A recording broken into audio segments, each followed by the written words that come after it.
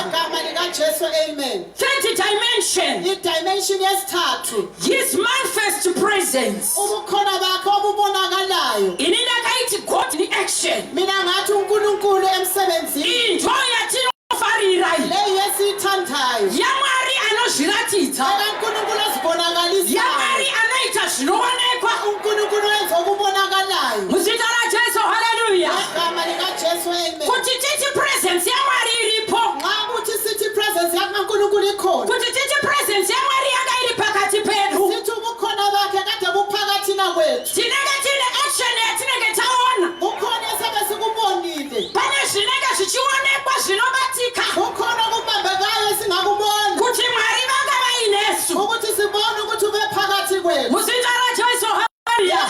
Igama likaJesu. Ndiyo yainiwa naMoses. Ndiyo yayithandwa nguMoses. Panoti Esithi yena. kana imi Mwari musingaendi nesu. Wena uNkulunkulu uma ungahambanga nathi. Zvirinani murege kutibvisa henyu pano. Ungangani ungasisusi kule ndawo. Moses ari kuna Mwari waanofamba naye. Moses ufuna uNkulunkulu Mwari vachiita zvinooneka. uNkulunkulu esenza okubonakalayo. Presence yaMwari ichiita zvinobatika. Ukhona busenza into Saka ari kuti kana musingaendi nesu. ukuthi uma ungasahambanga nathi. Zvirinani mutirege henyu tiri pano. Usiyeke sihlale. Muzita raJesu, hallelujah. Igama likaJesu. Ndinoziva tinoda Mwari Siyamfuna uNkulunkulu. anoita zvinooneka. Ayenza into ezibonakalayo. Presence yaMwari Ubukhona bukaNkulunkulu inofamba nesu ichiita zvinooneka.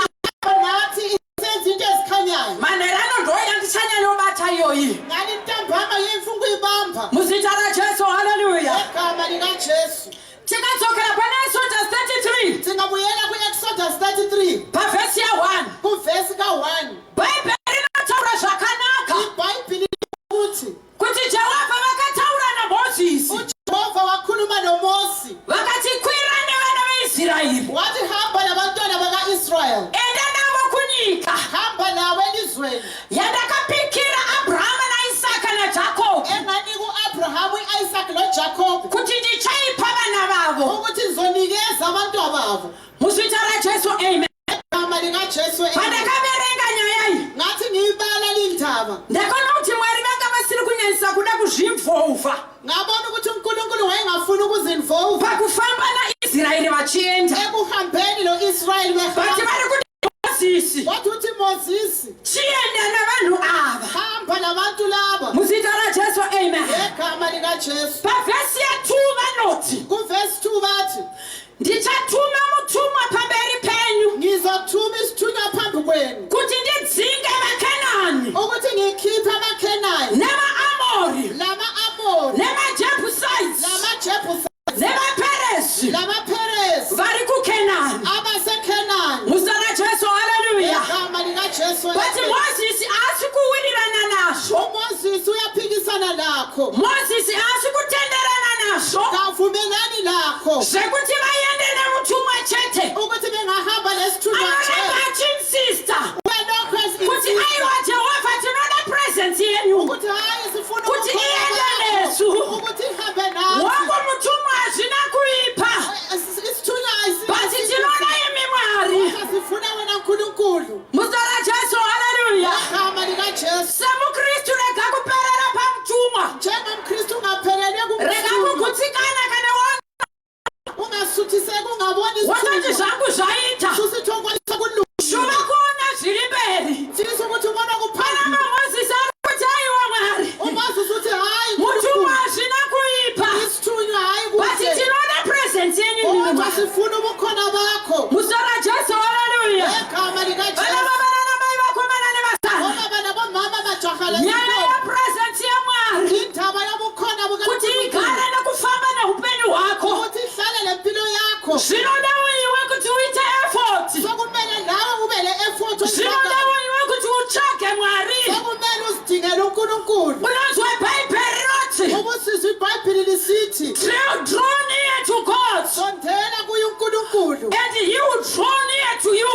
yena uzosondela Zvinoda kuti duze nini nawe. effort yandinoita Kutsho ukuthi lami ne-effort ndichitsvaga Mwari, ndichitsvaga Mwari, lami ngidinga uNkulunkulu, ndichitsvaga Mwari ndakananga kuna Mwari. ngidinga uNkulunkulu Ivo ngimdinga. Mwari vachisemberawo kwandiri Naye uNkulunkulu asondela ukuthuthela kimi saka inyaya yekutreata effort indaba yokufaka kuti i-effort handiri kufamba ndisina presence yamwari angisoze ngihambe ngela ubukhona kuzala bakhe jesu haleluya igama likajesu tinogona kufamba murwendo rokunamata singahamba uhambo lokuthandaza tiri vaviri sibabili umwe achifamba ine presence yamwari omunye ehambe ebukhonweni but umwe bukaNkulunkulu achifamba asina kodwa omunye ehambe ngela gezi anonzana mukamangwanani ugehazi ukuthi uyavuka ekuseni anoona kuti mugomo mune hondo uyabona ukuthi entabeni kulempi vakakombwa nehondo bagombozelwe yimpi anoenda kuna elisha uyagijima ku-elisha oti tenzi tichaita sei ethi inkosi sizoyenza kanjani ndinofana naelisha ngiyabona u-elisha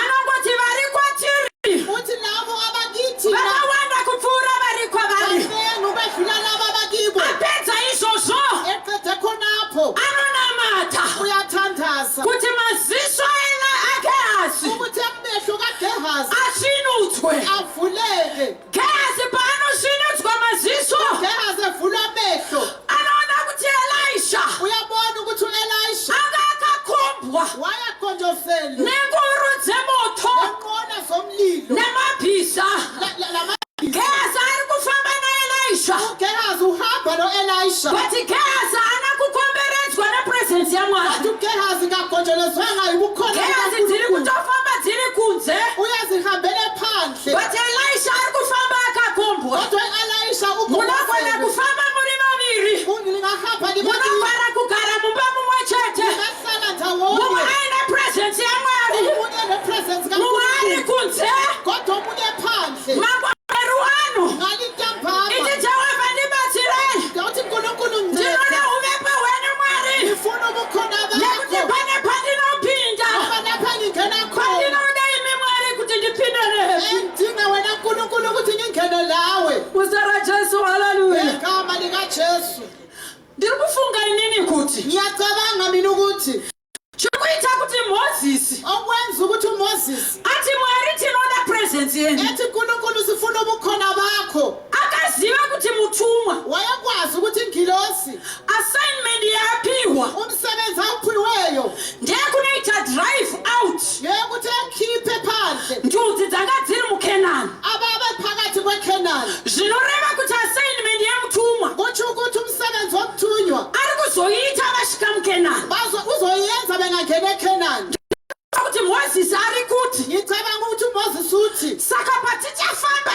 apa sonxa sihamba uhambo lolu tichafamba nani sizohamba nobani nokuti basa remutumwa ngoba umsebenzi wengilosi ririmberi tachika umsebenzi uphambili sesifikile kufarao akatitevera ufaro ingasilandela pho tichagwirwa nani sizonwenwa ngubani saka mozisi siyafa tikabvisa hova mumvura singakhipha inhlanzi emanzini inofa iyofa likewise kunjalo mukristu akafamba asina presence yamwari umkristu engahamba engekho anofa spiritually uyokufa emoyeni saka chinhu chinonzi presence yamwari into ethiwa ubukhona bukaNkulunkulu ndohupenyu kumukristu yiyo impilo ndokurarama kwemukristu yikho ukuphila komkristu musara jesu haleluya egama likajesu saka valinga vachibatsire uNkulunkulu basincede tichage presence yamwari sidinga ubukhona bakhe musara jesu amen egama likajesu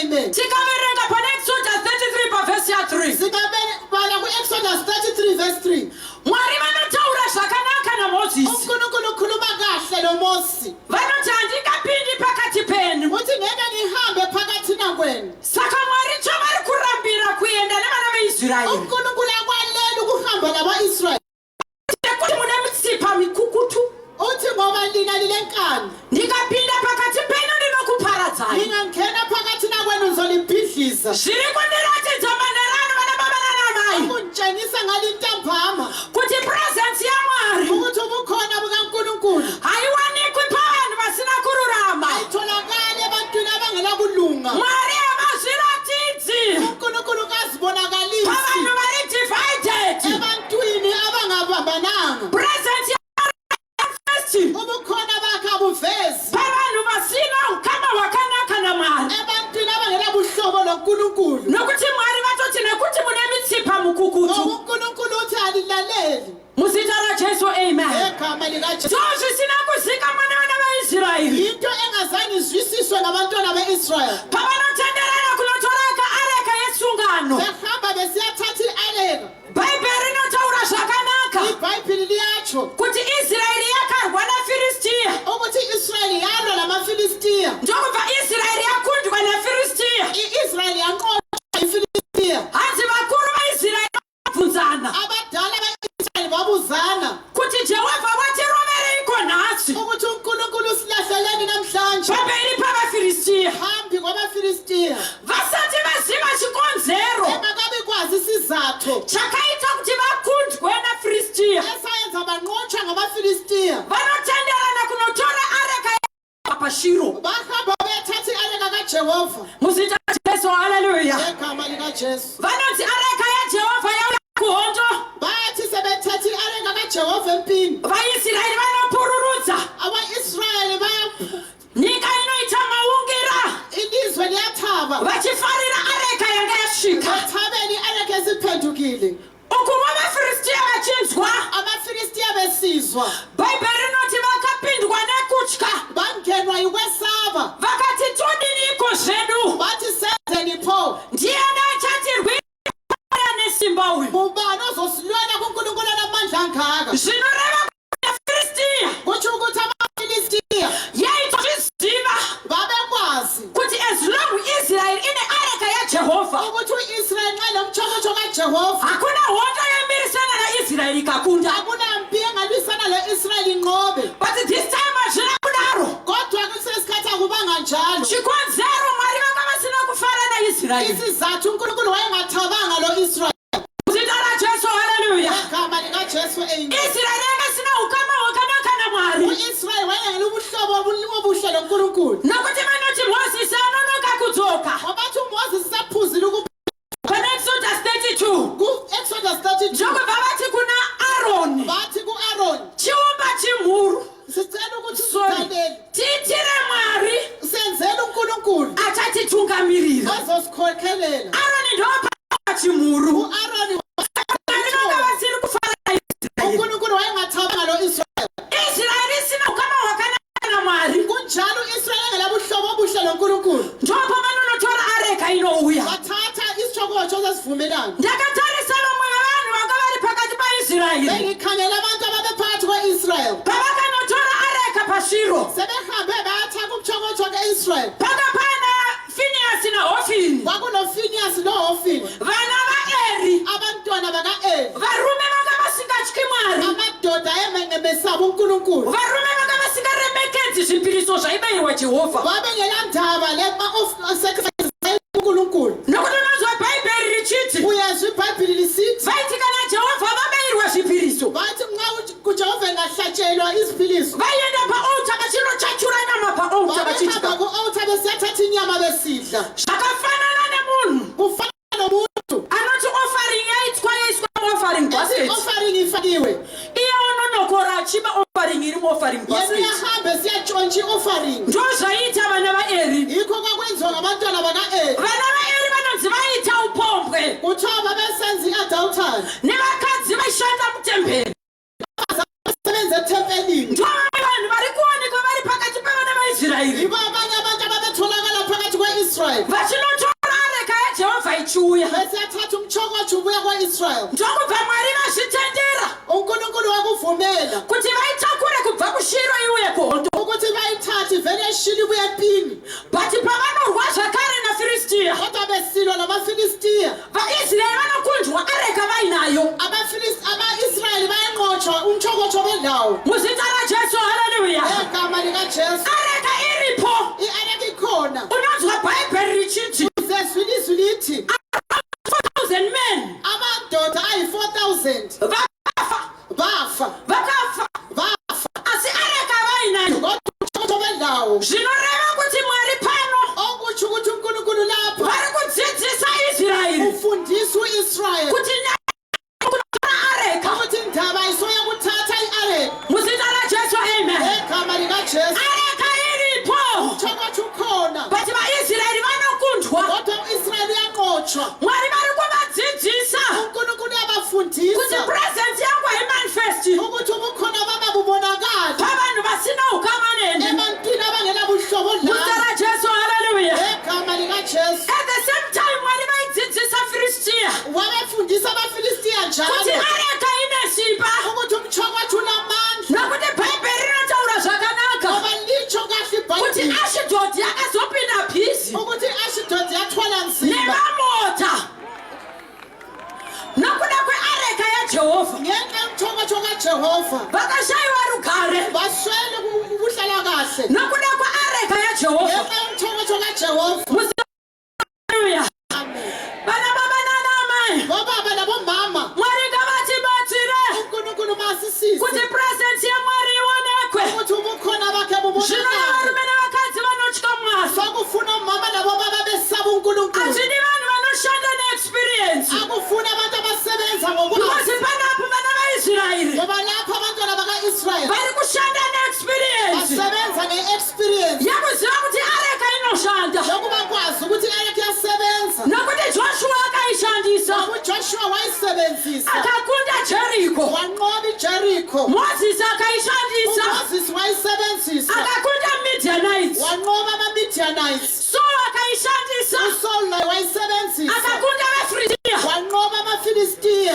david akaishandisa udavid wayisebenzisa akakunda befrisiya wanqoba amafilistiya saka vana vaisraeri abantwana vari baka-israyeli kushanda neexperience basebenza nge-experience yakuziva kuti vakamboshanda neareka ukuthi abantu bayisebenzisa vakambokunda vainayo banqoba bedlayo but this kodwa kathesi sorry vana vaisraeri sorry ba-israyeli nokuti areka haisi kushanda ngoba i-areka ayisebenzi yes chibhokisi munacho lilala ibhokisi but hachisi kuzoshanda ayisozisebenze nokuti hamuna ukama hwakanaka ngoba namwari linabuhlobo obuhle nonkulunkulu muzera jesu haleluya egama likajesu amen nosati nevanhu vanoshanda benza nge-experience pazvinhu zvamwari ezintweni zikankulunkulu tine vatendi vanoshanda neexperience sinamakhono asebenzisa i-experience kuziva kuti muchechi munomu ukuba kwazi ukuthi ebandleni lapha muna mwari anesimba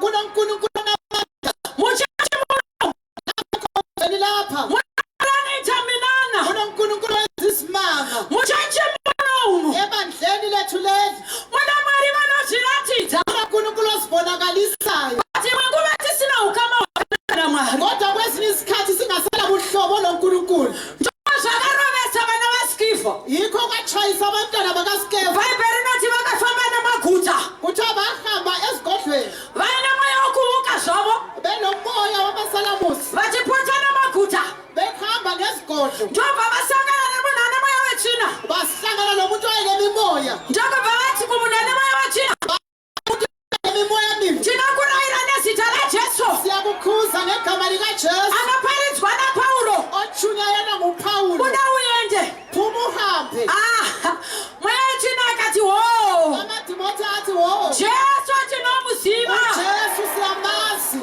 pauro tinomuziva upawulo siyamazi koyimi ndimi vananimi lina lingobani muzara jesu haleluya ngegama likajesu bhaibheri noti vakakundwa kuthiwa banqotshwa vakakuvadzwa balinyazwa vakakururwa nguo banqunyula izigqoko vakatiza vasina kupfeka babaleka benqunu vana vavanana Amai obaba nabomama vakomana nevasikana izintombi namajaha tinodhindwa nemadhimoni siyatshaywa ngamadimoni kana tikada kumarayira tisina ukama hwakanaka namwari xa sifuna ukuwakhuza singelabuhlobo nonkulunkulu anotidhinda tubet ayasidinda kakhulu tisina ukama hwakanaka namwari ngoba siyabe singelabuhlobo obuhle nonkulunkulu azvirevi kuti zita rajesu ranga risisina simba akutsho ukuthi igama likajesu lalingasela mandla but varidedza vacho laba abalibizileyo njo vasina ukama hwakanaka namwari abana buhlobo nonkulunkulu vangani vakaungana vakadedza mwari wabizela kunkulunkulu vakati mwari zviratidze wathi unkulunkulu sibonakalise but mwari vakaramba vari silent kodwa unkulunkulu wasithulela muzita rajesu haleluya ngegama likajesu ndinobva ndarangarira madzibaba edu akatitangira isayikhumbula obaba bethu vana baba vedu vakatitangira vaitya mwari obaba bethu babemesaba unkulunkulu vana baba vedu vakatitangira they were prayerful babe ngabobaba bomthandazo vana baba vedu vakatitangira bengawona babekhala phambi kaNkulunkulu kana basangana ngabe ngahlangana bathi ishathawukana bathi uNkulunkulu sasikhona unomuka makho sesihlangene endlini yakho sesaphinda hlangana lathi njengoba sesingenile ishemberi kwakho phambi kwakho Nkosi nayo moyo yethu inhliziyo zethu ilokutarila ikhangela kuwe nayo moya yethu moya yethu inokurwarira ikhangelela kuwe mazima bayidathi kanaimba babesithi bengahlabela obaba hasinayiphane vanorwara na urwere wakadini akunani kunabagula imkhuhlane enjani mwari vaiburuka vachizviratidza uNkulunkulu wayesehla esitshengise hasinayiphane vasina vana kungenani akunabantwana presence yamwari yaita kuti vabve vagamuchira ubukhona bukaNkulunkulu babukusenza beyamukele muzita rajesu amen egama likaJesu chechi yajesu ichechi kaJehova hazvitorari mwari nguva akuthatheli uNkulunkulu isikhathi hazvitorari mwari nguva akuthatheli uNkulunkulu isikhathi zviratidza kana takaunga ukuthi ezitshengise uma singabuthana iyoyo himo imacheteyo it's enough yona leyihimo eyodwa ikwanile kana yayimbwa tine moyo yakanakirana na mwari singayihlabela inhliziyo zethu zikahle presence yamwari hainonoki kuuya ubukhona bakhe abuphuzi ukwehla mwari vozviratidza nemutou wavanoda uNkulunkulu ezitshengise ngendlela ayifunayo muzita rajesu haleluya egama likaJesu unonzwa mwari vachitaura namozisi ubusizi uNkulunkulu ethi kuMoses pana exodus 19 ku-Exodus chapter 19 vanoti ndinoda kuburuka ngithi ngifuna ukwehla ndizviratidze ngizitshengise asiende unoudza vana vaisraeri hamba uye batshela abantwana baka-Israyeli ngavazvinatse abazihlambe kuti ndigone kuburuka pakati pavo ukuthi ngehle phakathina kwabo mwari vanoti zuva rekutanga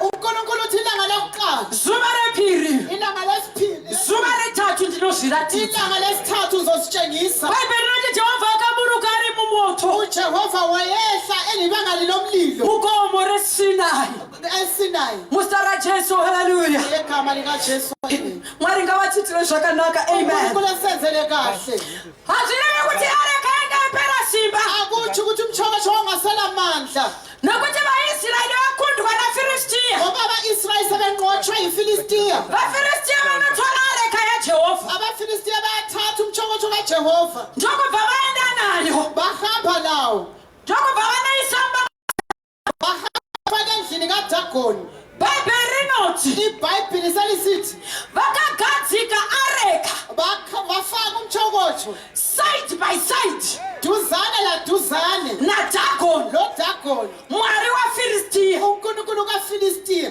zuva raitevera mangwanani ilanga elilandelayo ekuseni vanomuka vanowana dagoni akadonha nechiso bamfica uDagoni ewile ngobuso vanomugadzika so bamhlabisa zvivindi chaizvo isibindi sakhona zvokuzokorodza kumugadzika zvakare ukuphinda ukumhlalisa njalo zuva rinotevera ilanga zvakare elilandelayo njalo zvinonzi vakawana dagoni bamfica uDagoni akadonha nechiso esewile ngobuso but this time kodwa this time musoro wadagoni ikhanda likaDagoni wakavhunika laliqunyiwe nezvanza zvadagoni nezandla zakhe zvakavhunika kwakuqunyiwe ndiri kuti manheru ano ngithini ngalintambama kune vanhu vane nharo bakhona abanenkani vanokwikwidza mwari waisraeri abafuna ukuphikisana noNkulunkulu nezvimwari zvavo bephikisana naye labonkulunkulu babo vamwe abanesibindi ekuti uya nezvimwari zvavo ukuthi bebuyele kuNkulunkulu kwabo kunyange nemutemberi yemwari lasethempelini kaNkulunkulu vachikwikwidza mwari waisraeri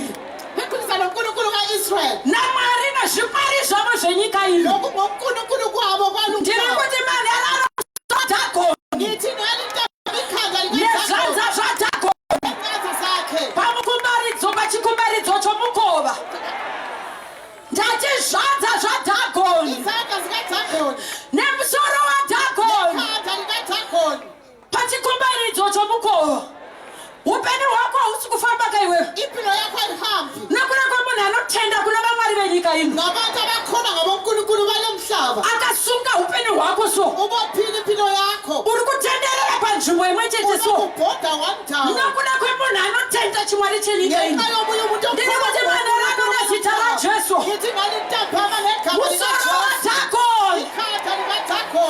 zvanza zvaDhagoni nezandla zikaDhagoni pachikumbaridzo khona ngani ibaba ndiri kuparidza kudai ngiyakhuluma kanje kune zvinhu zvinokufamba kumusana kwako iwe kunezinye izinto ezihamba emhlane zvakadyarwa mumuviri wako ozafakwa emzimbeni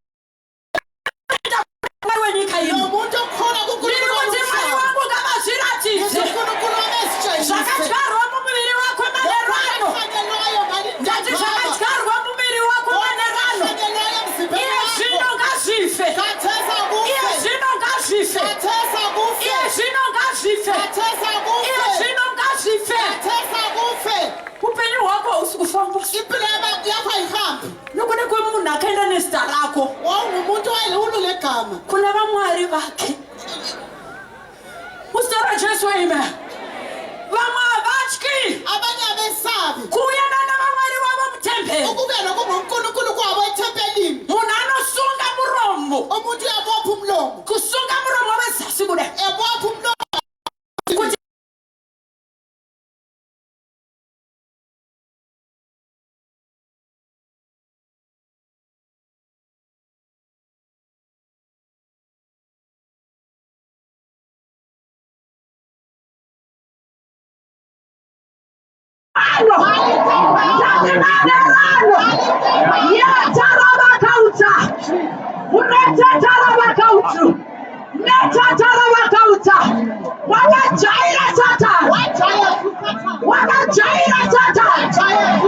upenyu hwakabatwa ngauregeshwe vana vakabatwa ngavaregeshwe hatinyasunirwe upenyu nevanhu vanotenda mwari wenyika ino purezidenti yamwari ngaizviratidze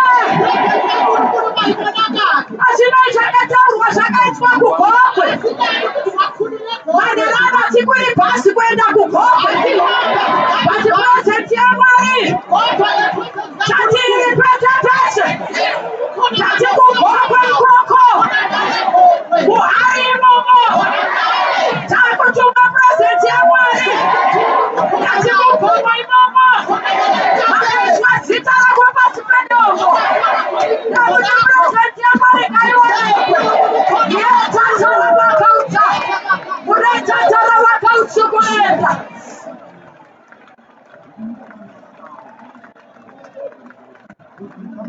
Shetara vakauti muretatara baba yenanana vakauti muretara vakauti